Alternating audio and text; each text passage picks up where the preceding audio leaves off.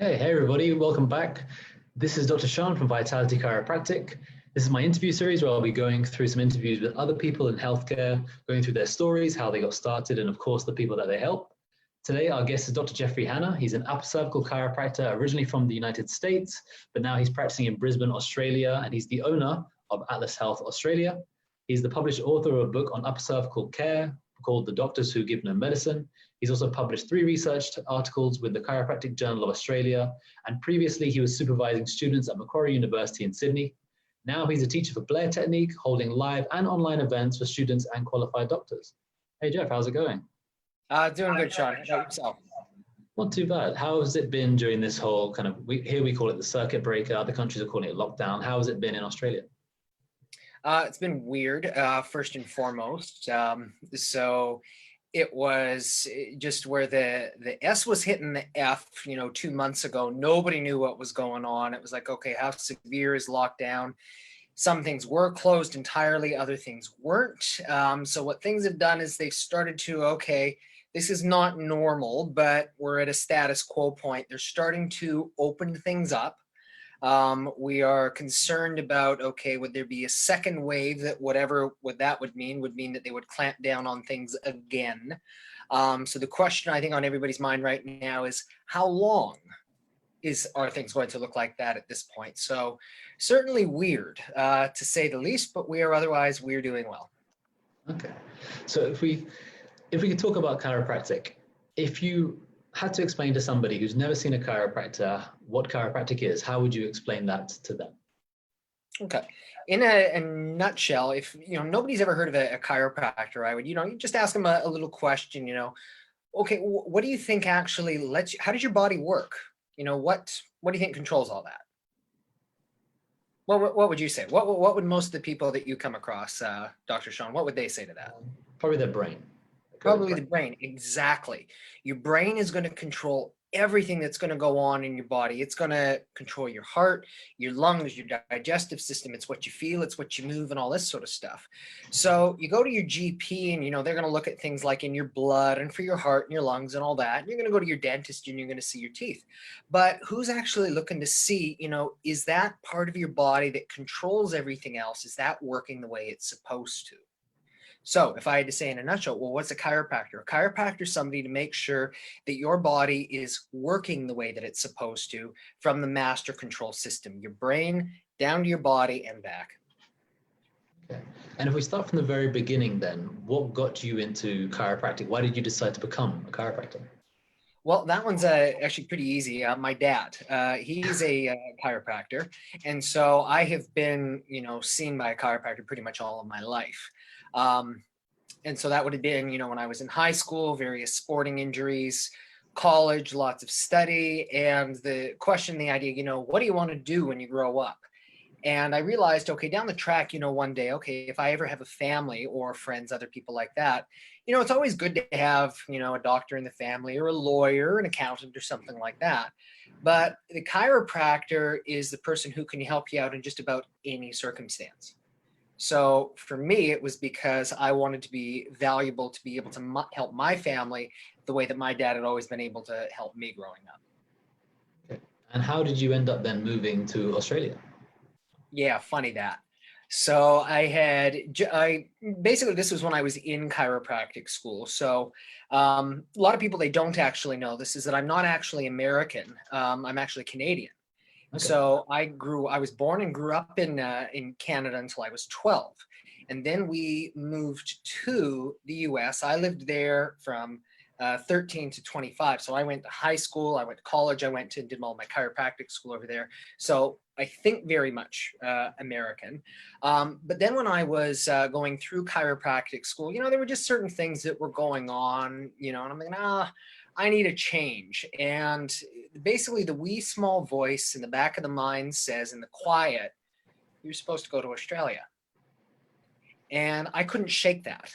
And it was probably about 2 years before I ever came out, where basically I flew over to come into Australia to get a vibe or just to feel something I could get in about 10 minutes to find out, okay, is this right? Long story short, the answer was yes. So I went back, finished, the rest of my studies. And then just a few weeks after graduation, moved over here to Australia, doing it the completely backwards way. So I did not have I had a holiday visa, but I did not have a work visa because I did not have work. And I did not have work because I didn't have a license to practice yet in Australia. I had passed the test.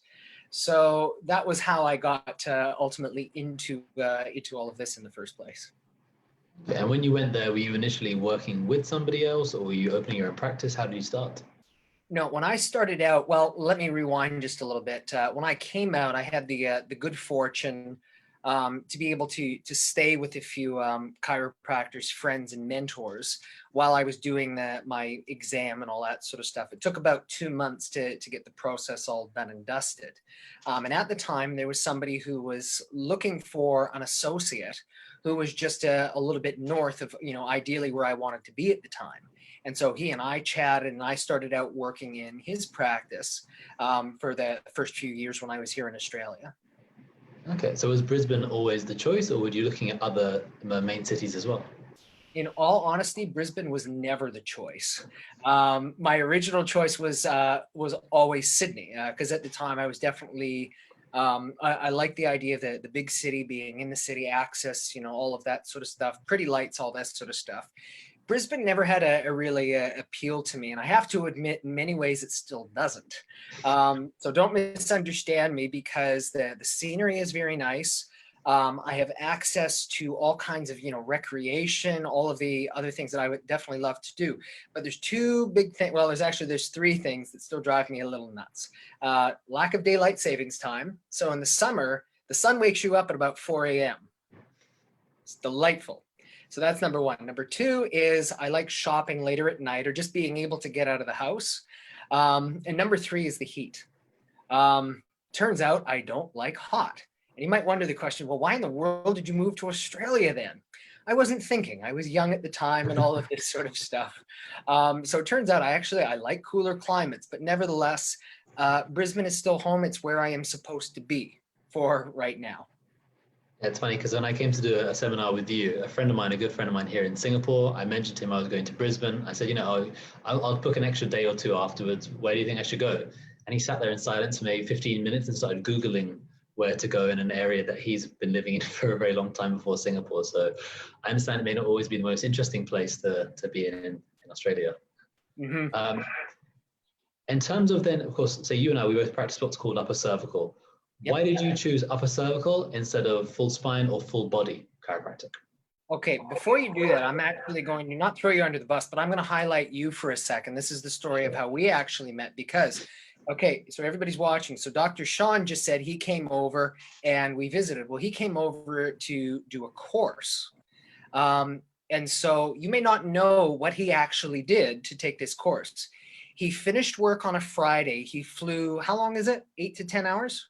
8 hours, yeah. 8 hours. Oh, about 8 hours plus clearing, customs, and all that sort of stuff. But 8-hour overnight flight to start a class that started at 8 a.m. in the morning. And my courses, when I teach them, are not light and fluffy, airy fairy. It's go from the get-go. It's hardcore.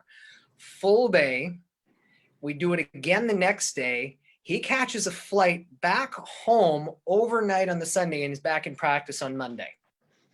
So that is hardcore dedication. That was how Shaan and I first met out here in Brisbane. So I just want to say that for your listeners, that you're in good hands with somebody who, in all honesty, that is rare dedication. That is very rare dedication.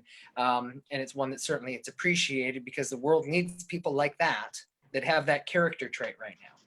As much as it makes me seem even less modest, that's probably the third time I've done that. I did that for knee chest, and I've done it for another seminars as well. So you have to make the time when you can. Yeah. But yeah, so for yourself then, how did you get more into upper cervical rather than full spine? Because I understand you were, was it Palmer? So Palmer now. Yeah, so I went to Palmer College of Chiropractic, which is the first chiropractic school in the world. My dad was always full spine. I've always been adjusted full spine. But you learn different techniques when you go to school there, and one of them were a variety of these things called upper cervical techniques. And what this means is it means that, you may not see, it's not to say that, there's not a place for anything else, but it says that there's something supremely important about this area up at the very top. You got to get this area right because it has a systemic effect. And so I had studied a few of the methods in school, and I'm thinking, okay, well, I can do the full spine work, the stuff that my dad has always done, but I can also do some of this upper cervical stuff because I think that this is important and there's something to it. That and, if I go to Australia, there's like maybe 10, 12 people who are doing it. So right off the bat, that'll make me special, neat. So long story short, that was what my plan was. Finished school. Basically, I had done all of you do everything through your residencies, your internships, you see clients, you assist with the docs, you take x-rays and all this sort of stuff. So anyway, I'm kicking around the last week, just before the graduation ceremony. And I get a call from my dad, who was working as one of the clinicians in the main office. And he says, Jeffrey, can you come out? We need some help for you to do an emergency upper cervical x-ray series. Now, the reason he called me is because I was working in the RAD department. And in order to get an emergency x-ray series, you needed to have all of this different paperwork. It was a little bit ridiculous, but whatever. And he knew that because I knew the people that I could circumnavigate to make an exception to the rule. So anyway, I'm thinking, okay, well, what in the world is this? So I go into the clinic, and it turns out that there is a fellow lying there in the dark, bucket beside his head, splitting headache, splitting migraine, can't see straight at all, can't stand, full body paralysis. I mean, we're just talking as bad as you can think of. And we say, okay, yep, Jeffrey, can you take an x-ray of this guy? All right, that was fun. So we managed to get through the process, and certainly I'm green, like I'm pretending I know what I'm doing. I obviously don't. And so we go to the effort to find out, okay, well, what's going on with this person? We take him back upstairs, and my dad ends up doing one of these upper cervical type of adjustments on him. And as he sits up, you can hear a little shift, and you heard something move in his neck. Now that's not very common with this particular method, but it released. It was pretty bizarre. And almost immediately the guy says, like, I'm not feeling sick anymore, and I can see straight. Like, I can actually see you, and my head doesn't hurt as much. Now, do you remember the part where I said, he couldn't stand up straight? 30 minutes later, he walked out of the office as if nothing happened. So as far as why did I get into this is because I had an experience, and the experience was, for me, somebody who thought that he was pretty smart because he finished, pretty high up in his class. Here he is when he's supposed to be done, and he sees something that he can't explain. Like, wow, how did that happen? Why is it I've never seen this before? I need to understand that. Now, I've never seen anything quite that extreme since. And in some ways it's messed me up because I expect, the lights to come on, with the snap of the fingers every single time. But what it showed me is it showed me the power and the importance of what's going on in that area. And that deserves a lot of respect and a lot of different attention. So it took me from my plan over here, and I said, okay, I am going head first to understand and do that the very best that I possibly can, because I want to see that, and I want to help people like that every single day. And how did you decide that you wanted to do Blair technique, and then how did you get much more involved with the whole association of Blair? Okay. So if I may rewind just a little bit there. So out of the different kinds of chiropractic techniques, there's a variety of different methods. But in brief, we'll say there are the ones that focus in the upper neck. There are the ones that focus full spine. And then there are the ones that focus on neurological enhancement. We'll simply say that. And even among the upper cervical techniques, there's 6, arguably 7 different forms that are focusing on the neck specifically. So originally I was learning about one that was called Atlas orthogonal. It's where you're using an instrument to adjust the atlas. It's a little stylusy thing, very, very low force. And found it was working quite very well. But I found that there were some people where they had these issues around their C2, or issues between the C2 and the skull that unfortunately this instrument was not quite clearing to my satisfaction. I was one of them. And so, as is the case, when you find yourself as being the patient, you want to understand what's going with your own self so that you know, okay, well, how can you be as good as you possibly can? And so at the time I was doing this particular kind of work, but there was an upper cervical seminar that opened up in New Zealand. Upper cervical seminar in New Zealand? I am there. This is fantastic. And so zipped over for that as quick as basically as soon as it was announced, I'm like, boom, it's there. And at the time it was an introduction to a variety of the different upper cervical techniques. And this was actually the time you had mentioned in the intro that I had written a book. Well, I'd actually just finished writing this book at that time, at least a draft one of it. And I'm thinking, okay, wow, I'm starting to really come into my own. 5 years out of practice, now I'm starting to ascend. So anyway, I show up at the seminar as basically just attending, and I'm introduced more to the philosophy of chiropractic through a fellow named Dr. Andy Roberts. And then I am introduced to the concept of the Blair work. And the Blair work I knew was interesting only because they did some crazy stuff involving C3. I was like, oh, I've got a weird sore spot in my neck at C3. What is this? And the fellow who's presenting, his name is Dr. Tom Forrest, and he starts to show these interesting kind of biomechanics and x-rays and things like that. And between the two of them, I'm sitting there like I've just written a book thinking I'm hot stuff at this point. I know nothing as far as what's actually going on.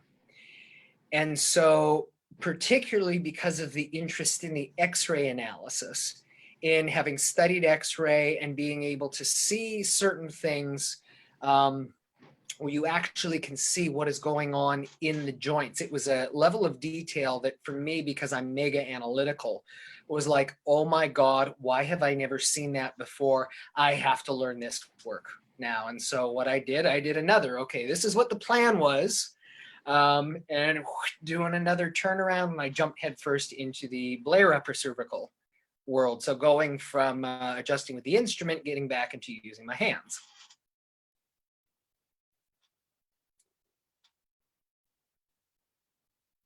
Uh-oh, sounds like it's lagging. There we go, that's good. So I was muting myself to make sure I'm not going to be interrupting. So in turn, it's actually kind of interesting that you mentioned about Andy Roberts and of course about Tom Forrest. I still get emails every week from Tom Forrest, even during this lockdown period. And of course, Andy Roberts, one of the big proponents of knee chest. Mm-hmm. So when did you start to then get more involved with actually teaching Blair? Well, teaching Blair, I would have started, probably 3-4 years ago would be my guess. Ego aside, I think that I'm a pretty good teacher. You have every right to disagree with me because you've sat through it. Is that a nodding because you do agree or because you don't agree? I think you are a good teacher. Yeah. Oh, okay. I had done lots of, thank you. I had done, thank you. I appreciate that. I'd done a lot of teaching when I was even in chiropractic school. I taught some neuroanatomy, I taught orthopedics, I taught some neurology, and I also taught x-ray. And as a hobby, I really liked it. It helped me understand things better. And I also have this, I think your listeners have discovered this already. I have a way of taking a very, very complicated topic, breaking it down into its essence, so its core essence, and then spreading it out so it's the longest possible explanation. But in that super long explanation, it's actually extremely logical where it just sort of goes and flows in your head. So I explain things differently. And so blah, blah, blah, teaching is something that I've always enjoyed. And I even had done some teaching work when I was at Macquarie, helping people do board exams here in Australia. And so it was the natural progression. It was not something that I had to do. But number one, I knew that it was something that I did enjoy. It's something that I felt that I was, good at. But number three, I felt that it was something that was terribly important that I could contribute because, as I'd said at the time, there were, 10 to 12 people doing any form of upper cervical specific care in all of Australia, a country of 25 million people.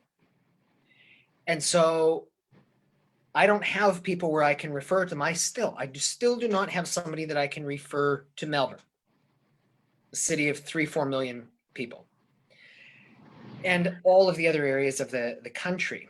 Let alone, it's very difficult. It's like, okay, I've got, a few people who take care of me. What if they're not here? Then what? Or who would take care of my wife? This is, oh dear, there goes the dog there. Can you hear that in the background? You called it, yeah. Yeah, I did. Afraid of that. So my apologies to all of your listeners there. Okay. So where was he? Oh, in the Blair work in particular, I never met him, but the two I see, his name was Dr. Weldon Munsey. And this was something that he always talked about, the importance of what we're dealing with. He says, okay, when we're talking about, this, we're talking about life. And it's one thing, if you're studying it on a piece of paper or if it's, some patient on the street. But if that was your wife or your husband, your son, your daughter, your mother, your father, your grandchildren, who is going to take care of them? Because that's when and where it really matters. And so I realized, okay, me, yes, this is important. But there's a lot of people who don't have access to this. And for me to go through the certification process, I had to go back and forth a number of times to the US. And so part of the reason why I decided, okay, I'm going to do this is so ultimately so that nobody else would ever have to, that we can actually teach this without people having to get on a plane for 8 to 10 hours in order to learn to do the work so that they can actually do and contribute and spread it locally for the people who need it but don't even know it exists. And are you looking to try and hire more people either within your own practice or other, say, satellite practices in Australia? Satellite down the track. We haven't gotten the logistics and all of the bits and pieces sorted out in the office by a long stretch of the imagination. In fact, it was only last September we moved into a different office space where we actually have, drum roll, 2 areas where we can actually take care of people. And so prior to that, I was always working out of one room. And so that kind of limits your ability to have more than one person. And so we've only just been able to, increase that to help make me more effective, let alone bringing in other people. But it's very, very hard because once people have graduated from school and started doing their thing, people get into a routine and they say, okay, yeah, this is working for me. It's good enough.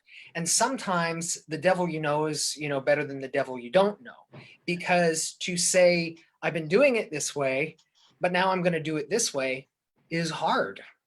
I know that because I've already done it twice. And you know what? I would do it again if I was going to discover something that was going to even work 1% better without losing anything else. But that is very, very hard.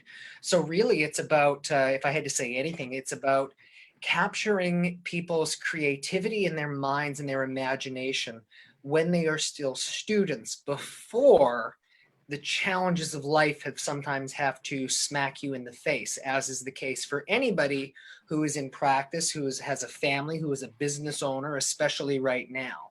Because otherwise you're just confronted with, okay, so much of the busyness that you have to get in the day-to-day to quote survive before you can actually look at, okay, well, what's the direction and the greatest contribution that I could actually offer society?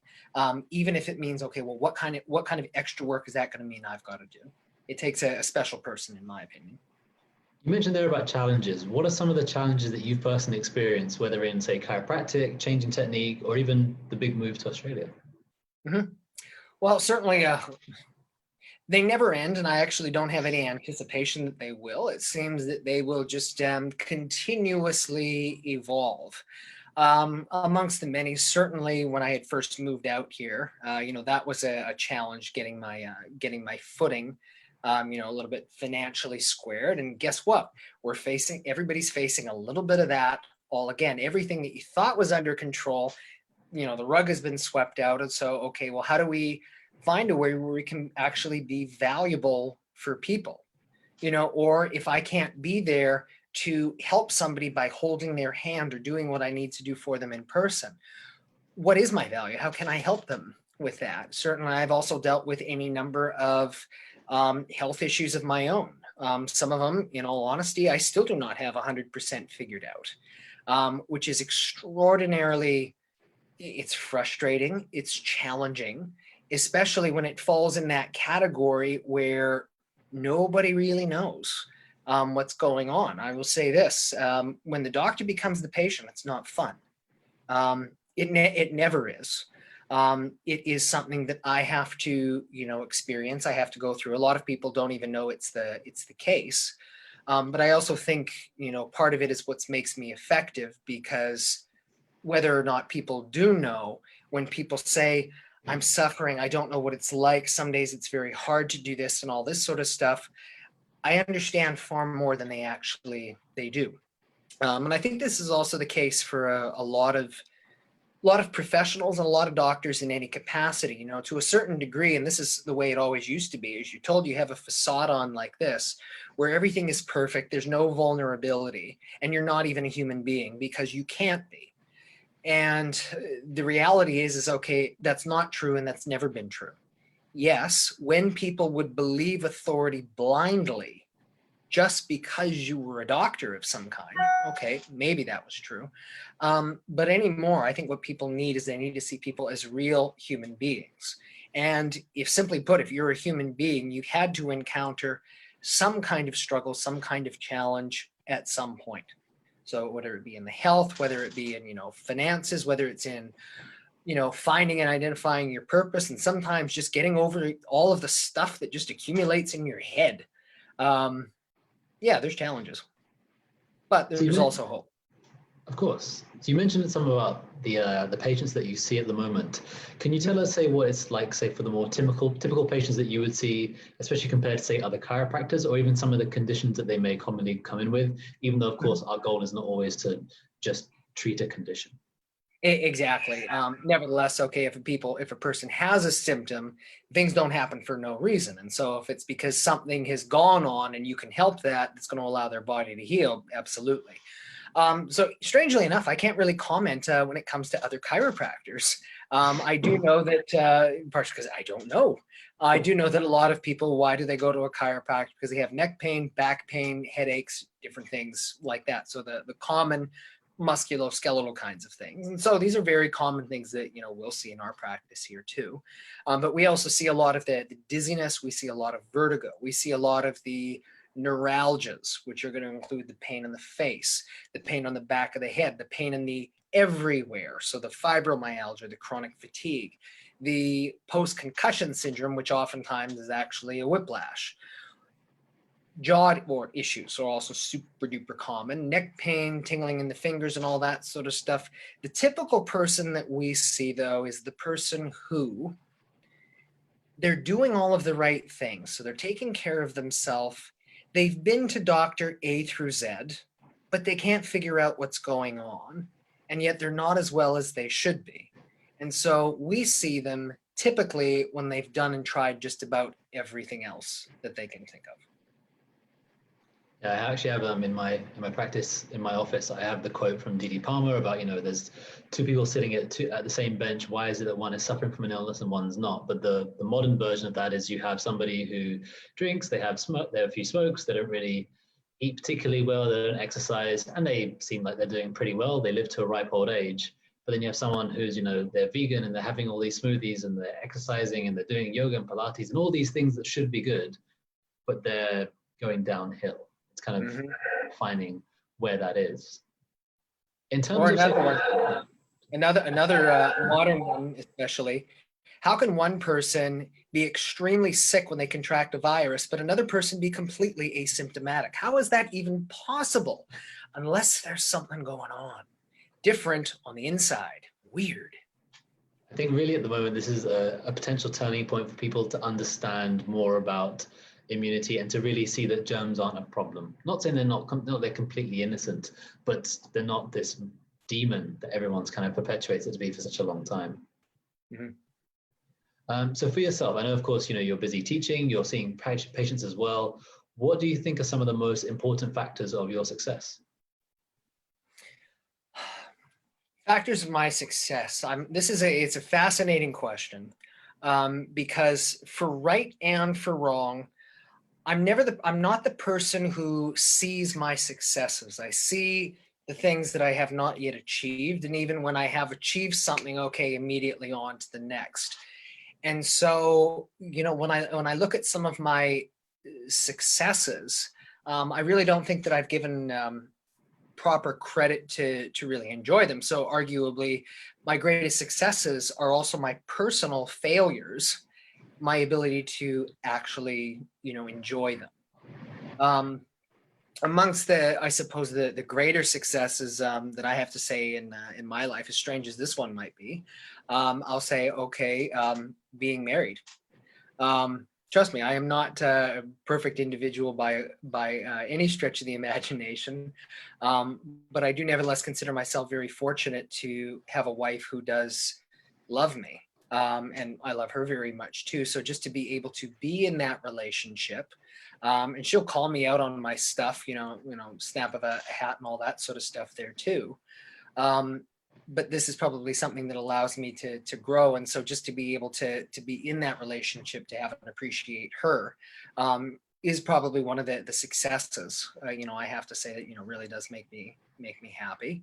I think also when I just look back over some of the different things that, you know, I've done or achieved over a period of time, whether it would be, you know, exercise. So I've run a number of long distance races, and have done very, very well in the past, not quite as fast as we used to be, because it's kind of hard to juggle a practice and like running ridiculous distances all the time, but I still do it. So that's pretty good. And still, you know, growing and helping, you know, new people, finding new ways of, you know, of helping people, whether it be writing, whether it be teaching projects and all that sort of stuff. So just, you know, in the microcosm of it all, you know, finding new ways of, you know, helping and inspiring, you know, other people to become the best versions of them possible. It's interesting, yeah. So one thing I wanted to ask you about is the running, because I understand you do ultra marathons. The closest I've got is reading David Goggins' book. What got you into this?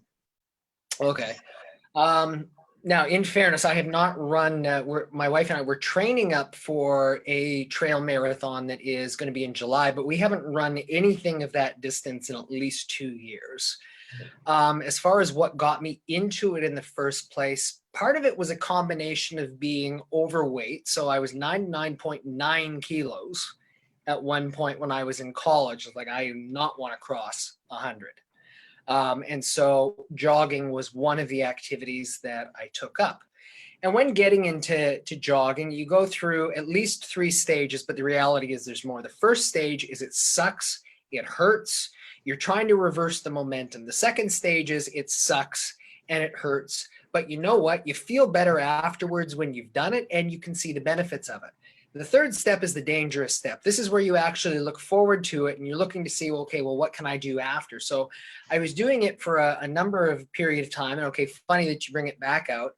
Why did I get into ultras? I did it to impress a girl, my wife. I had just joined a running club where she was a member and she was getting ready to do a 50K trail ultra marathon.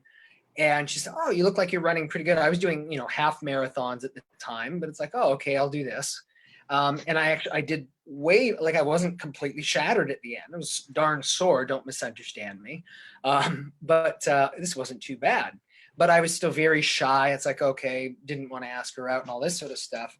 And then there was another 100K through the Blue Mountains in Australia event that was coming up. And this was 10 years ago, actually 10 years ago from this upcoming weekend itself. And I had said, you know what, maybe I might do this. And she said, oh, that'd be fantastic. You know, I might do that too. Anyway, she didn't. So I go down, do the thing by myself, but I make the mental note, okay, if I do this, somewhere in there, it's like a metaphor. If I can run 100 Ks, well, what else could I do? Could I actually, you know, ask her out for a date? So that was what I had pinned on it. Long story short, very long story, I did finish it. So what got me into ultra running? Yes, I did enjoy it and the sick fascination, but then I say teasingly, I did it to impress a girl. And what are some goals you have at the moment, either in terms of, say, running or even for your practice as well? So the running, I would like to get back into that. Maybe not as quick, But I would like to get back into being able to do the ridiculous distances, but finding a way of doing it sustainably without completely burning myself out, if that's possible. So that's the running goal. I'll say a relationship goal. My wife and I, we both like the opportunity to be able to, usually for conferences, but we'll travel and we'll go check out, all of these, pretty places around the world. Well, that ain't happening right now. But nevertheless, if we can do the best that we can right now to build up so that we would have the flexibility to do that again on the other side, that's something that we would have to look forward to. And then in terms of the practice, the last few months have been interesting because we had to go through, in the beginning, the survival plans, as in, okay, this is what all of our overheads, this is what all of our practice, and this is what it would cost for us to survive personally. I think everybody had to go through that in one form or another and say, okay, well, how long could you actually stay alive? If you had zero income coming in. So we went through that exercise and we said, okay, this is what we would have to do. And then we started to engage and find all kinds of different things. And with that has been also the realization, you know what, I've lost some of that creative spark over a period of time. We've gotten into a complacent strategy overall. And one of the things that one of our mutual mentors has recommended you do is read a book called U Squared. Have you read that? Yeah. Every day? No, I did one, and I'm reading a few other things at the moment instead. Okay, fair enough. Anyway, we were kind of already starting to do this, but it's the idea in a nutshell of how do you not just make an incremental gain, but how do you make a quantum leap? And so where would we want to go with our practice? It dawned on me at the beginning of all of this COVID experience here right now, that really we're seeing two kinds of people. We're seeing people, whether it's at home, whether it's in your profession, whether it's, just everywhere. You're having people who say, there's this circumstance that's happening, and so I need to retract, I need to withdraw and do nothing. And then you have other people who say, okay, we have limitations, but how do we step forward? How do we lead? And so for me, this was a bit of a wake-up call in the very beginning. Have you heard of the be, do, have way of being? Possibly. I'm not completely Be, do, certain. have. Okay, I've heard this. Okay, I've heard this in a number of places. And this might be valuable just for everybody who is listening there. This was probably in the second week of COVID, and a little bit of the rewind here. You've probably gathered again that I would say I'm a very, very, very analytical person, meaning that you can teach me something and I understand it, and I can understand it very quickly and very well. But that comes harder for me. So I understand things, but I don't always know things. And so I've heard this in a number of places, but one of the people that I heard this from was a person I had done some coaching with. His name is Jim Fortin, Fortin. And he talks often about, okay, how everybody's working backwards. Everybody's working from, okay, a have, do, be. Okay, this is what I want to have. This is what I want my life to look like. So I have to do this. So I focus on all of the doing. I'm doing this, I'm doing this, I'm doing this. But you never have. And why don't you have it? It's because, okay, fundamentally, there's a part of you who isn't the true embodiment of that person. Okay? Now, for me, I get it, but that's not always the case there, because again, I understand that. But when we're talking about not the logical level of the brain, or not even the emotional level of the brain, when we're talking about the survival level of the brain, that's the subconscious part. And so in the very beginning of COVID, when all of the S was hitting the F, and we're doing all of the different things to find, okay, this is what we would have to do to survive. This is what we would have to do, and all of this sort of stuff.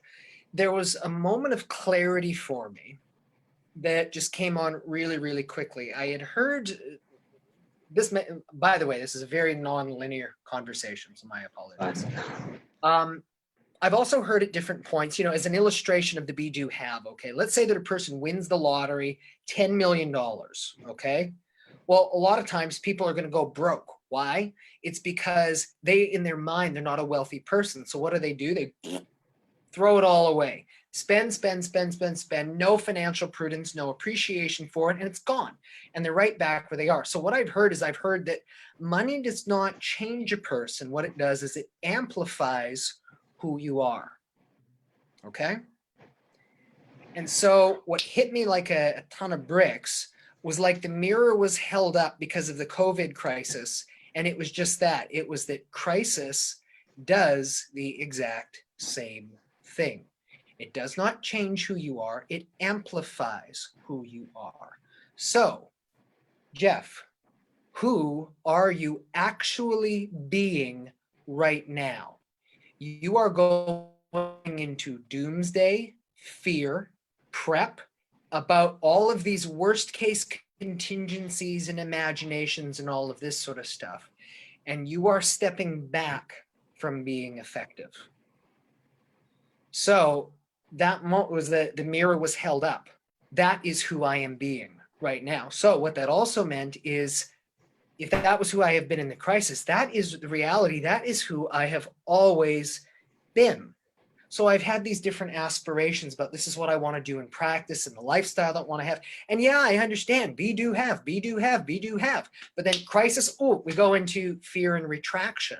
So why weren't those things manifesting? The reason those things weren't manifesting is because all the time that is who I was actually being. So I don't remember what your original question was in any of this. So my apologies. Goals for your practice. That'll be, yeah.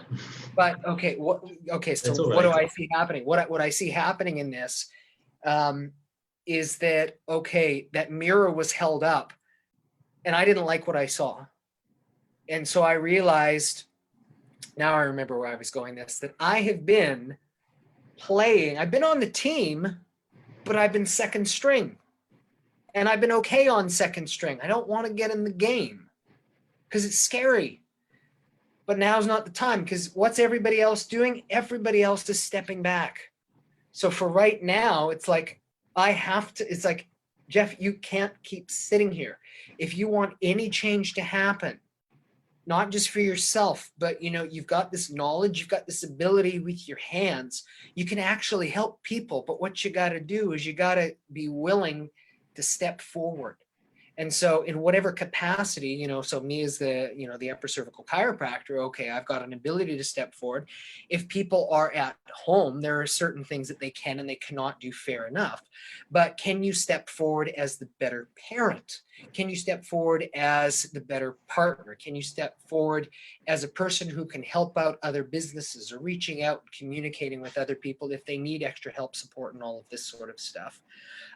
So those have been some of the changes that we have been, looking at in particular. And what our conversation on part of the pre-call here was, I had said that, I have to be very careful because I can see some old habits starting to creep back in. Why? Because things are, quote, they're stable, going back to normal.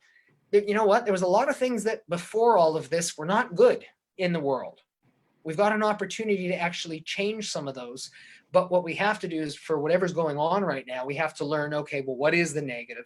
But what is the good that can actually emerge from it? There's still darkness, but it's better to light one candle than curse the darkness. I Long agree. answer to a short question. Did I get it? Yeah, no, it's good. It's interesting actually. Partway through, I realized I have heard be do have. I've actually talked about it with some of my patients before. So I use it as examples of, for some people it'll be in terms of doing better in their career. Some people it's wanting to give to charity. The kind of simple example I always use for people is someone going to a gym. You can't have muscles without doing the other things, but we all want to have something without doing the things before it. So you have to be the person, say, who gets up and goes and does the exercise. You have to do the exercise, and then you'll have the weight loss, the muscles, whatever it is. But you can extrapolate that to anything, whether it's your cooking skills, being a better parent, whatever it is. But there has to be that kind of, as you said, that kind of manufacturing almost of the path to take, rather than just thinking, I'll know how to speak Spanish tomorrow. It just won't happen, unfortunately. Yeah, we don't have that flexibility just yet. So in an ideal world, what kind of changes would you like to see implemented, number one, in chiropractic, and number two, into healthcare systems? So this is one of those when I am king kind of questions. When I am king, this is what will happen. You are the emperor, yes, of Australia. Emperor. Ooh, okay. Yeah, I haven't thought about title obviously well enough. Okay. But why stop at Australia? So first off, in chiropractic, chiropractic, like so many professions, most people may or may not realize this, actually has a number of different factions, kind of all vying for a little bit of power, who have some very, very different philosophical ideas.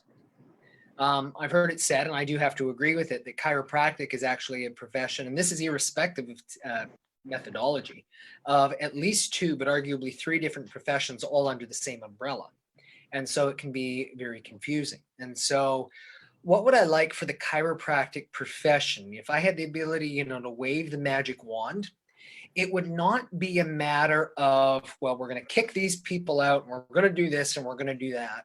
It would be that everybody would have a better understanding of language, because I think that the major issue is that people are using terms with different meanings, but they're using the same term. And as a result, they're trying to communicate and it's just running into an absolute mess.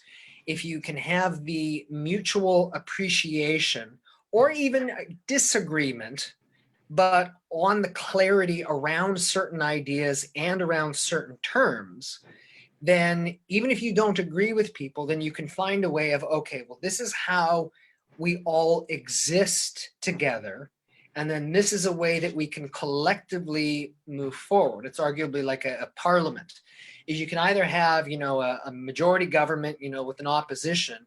They could either just yell at each other across the aisle like this all day, or they could say, all right, this is the idea that we have. All right, constructive feedback, constructive criticism, and how do they mutually work, but rising things to go forward?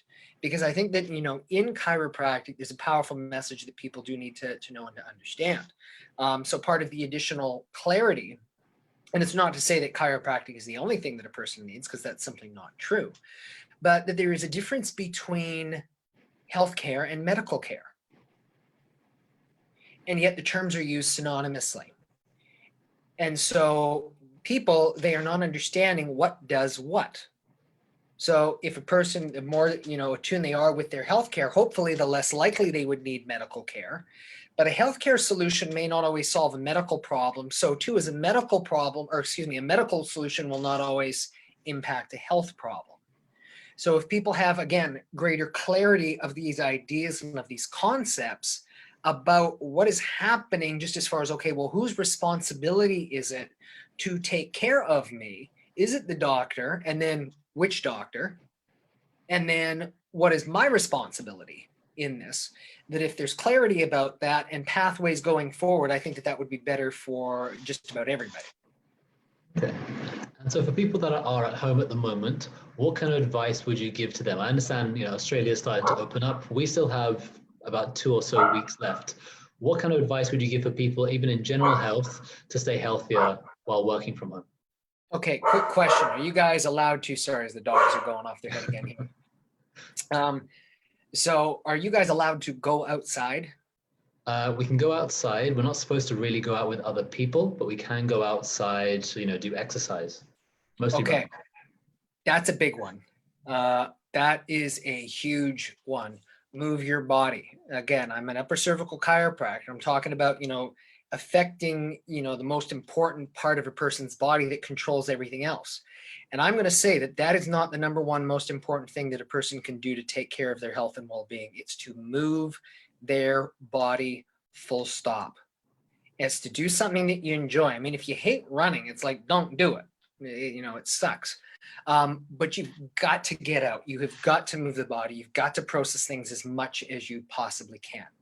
That's the first one. Number two, and I think this is the thing that's hitting so many people, as part of the third phase of the overall, COVID crisis, is the mental well-being. It's because in our homes and in our spaces, we're all stuck like this. And that doesn't do any good thing for brain neurology, neurotransmitters. It makes things worse. So it's like get up, stretch, keep everything open like this. But what it also does is it's causing people to face a large amount of the circumstances in their life that they don't like. The stuff that they very often would try to sedate, either by just drinking alcohol, cigarettes, or just getting into the monotony of day to day. And so people, same thing, the mirror is being held up and they're realizing that their life is not as, fantastic as they would necessarily like it to be. And that is an ugly space to be in, let alone right now, if you don't have the ability to get out with your network of people who are there to love and support you. And so if I had to give, and this is easier said than done, because again, I'm not a master of this by any stretch of the imagination. But what I would encourage people to do is to find something that is giving them a creative spark and a creative outlet. Because as we go from kids into adults, very often we lose the ability to use the right creative side of our brain. We get into a certain routine where, okay, this is what has to happen, and this is the routine, and this is the routine. And same thing right now. I sleep in, I get on the computer, I drink coffee, I take a nap, I get on the computer, and I go back to bed and watch some Netflix. No, that's horrible, because what's happening is the left part of your brain, the analytical part, is dominating the physiology, and it's going to lead to absolute ruin. So what I'd say, okay, mirror, hold it up there. What are the things in your life that, and just write this down, or even this, it's like, okay, the simplicity of looking at clouds, daydreaming. I mean, we can't go on a, tropical island or anything like that here at the moment, but, do things as you would have as a kid.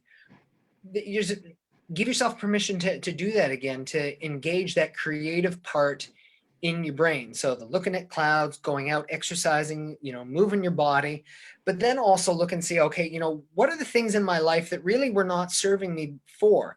Because right now, if the world's on the timeout here, now is a really good opportunity. Okay, how have the things that I had been doing pre-COVID been serving me?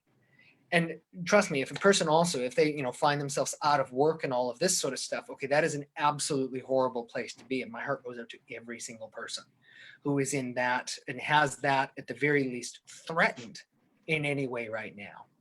So if this is the case, okay, is it possible that your job security could be under threat, not just now, but could it be in the future? Therefore, is there something that you've maybe been holding off on the back burner that you've been afraid to gauge in? You've taken the step back because it wasn't the safe thing to do. Well, guess what? The safe thing to do has ended you up on the back seat anyway. So how about that old crazy idea that you've always been having sitting around? What would it actually take if you were to bring that back into the forefront? Because everybody's understanding of technology has just gone up one rung, at least. I still don't know how to stream Zoom and Facebook, but I know how to do other things. Maybe it's that, okay, you found that, okay, you have a craft or a hobby, or you actually have some specialized knowledge that most people do not know about, and that people would actually pay to hear it. Why? Because it helps give them something that they didn't know that's going to make their quality of life better, easier. So what are maybe those things that you've wanted to do, but you've held back because you thought that the safe way to go was going to be the safe way to go? Okay, well, here we are. So look at that one again at the same time. And so then getting a little bit more personal before we end today, if you could give yourself some advice, say not now, but say maybe 5 or even 10 years ago, what kind of advice would you give yourself? So this is, I've been waiting for somebody to ask me this question. I was hoping one day somebody might actually be interested to interview me, because I've thought about this one a lot. And I think that is actually, it's not a true question, because I think that the advice that I would have given myself 5 to 10 years ago, somebody else did, but I wasn't ready for it at the time. What did they tell you? Exact. That's it. That's just it. I wasn't ready at the time. So how often is it where, we get a piece of advice, yeah, whatever. And then there comes a point, something has changed in us. When the teacher is ready, the student will appear. When the student is ready, the teacher will be here. So you've probably gotten a lesson, 5, 10, 20 years ago, but by somebody else. So even if I was to give myself, okay, Jeff, 10 years ago, you should do this. Jeff 10 years ago wouldn't have listened. because he wasn't ready. If I did have to say, okay, well, what are a few things that Jeff right now would be very wise, because there's a difference between knowledge and wisdom. There's a big difference. What would Jeff right now be wise to remember? So, okay, if I'm recording this and I have the ability to go back and watch this, okay, Jeff, don't compare yourself with other people. First and foremost, do not compare your life with other people.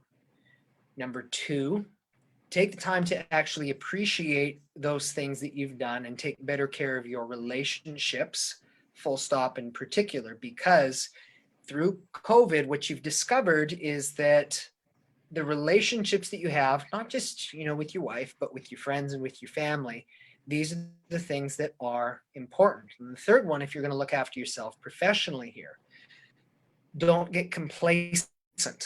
When you go into the uber analytical, well, everything has to be perfect first, nothing happens.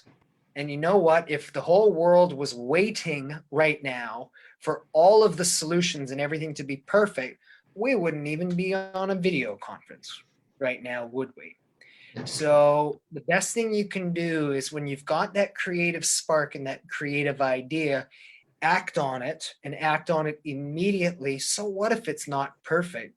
Humans aren't perfect. And so the idea that we have to have all this amazing production and the right backlighting and the right front writing and the right message, and don't say or or hesitate or drink your coffee in front of the camera and all that sort of stuff. That doesn't matter, because what people need to know right now is they need real human beings in whatever capacity speaking to them as real human beings with their ability to help with their flaws, but doing, simply put, the best that they can under the circumstances that they could, full stop. So this idea of, okay, well, when we go back to normal, I don't want to go back to normal. I would want to use this as the experience then that was the catalyst. How can we become something that was always there, but just weren't ready? I think inadvertently you may have actually given your previous self a little bit of advice. I think it may have just come out kind of at the end there. Well, then this is one of those then we're not getting anything done if that's the point, because then if we start talking about quantum entanglement and the lack of this thing that's even called time in the first place, or the idea of a multiverse or something like that, then it's like, okay, yes, I did give myself. Exactly, and you've changed it now as a diverging timeline, and it keeps going. Yeah, there's one version. Assuming that there even was such a thing as time. Exactly. Well, it's imposed. It's imposed. There has to be a beginning and an end, right? Thank you very much for joining me today. Thank you everybody who's been watching this either live or watching on the replay. If you have any questions for Dr. Jeff, I've tagged himself and the practice into the description. So please feel free to message him. Or again, if you're in Australia and you need care, I would highly recommend going to see him. If you have any questions for me, of course, you can always put them into the comments, or you can give me a call on 8438-9550 or email help@vitalitychiropracticcentres.com, and we'll get back to you as soon as we can. Thanks again for joining me today. Awesome. Thank you for having me, Dr. Shaan.